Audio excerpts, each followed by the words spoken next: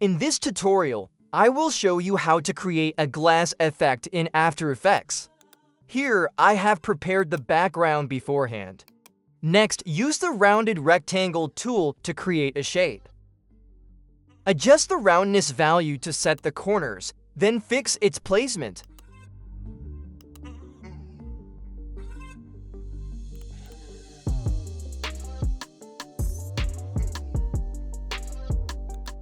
Next, add the Gaussian blur and brightness and contrast effects to the shape layer.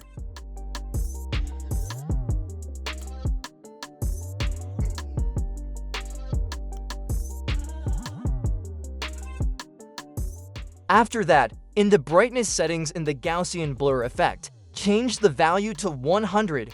Disable the repeat edge pixels option. Then, in the brightness section of the brightness and contrast effect, I changed the value to 50. Enable the adjustment layer mode.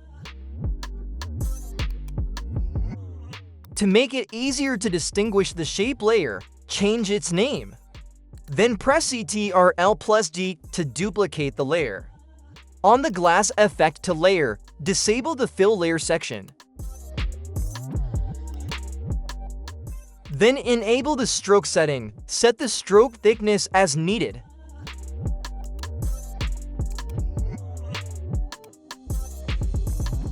After that, change the brightness value in the brightness and contrast effect to 100. Next, I will add an image and text with a transparent background. Adjust the position and size before. After that, set the glass effect layer as the parent of the image and glass effects to layer.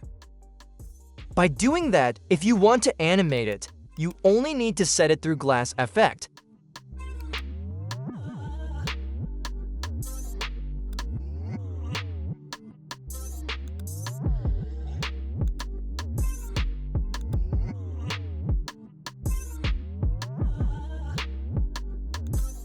And the animation result will be like this.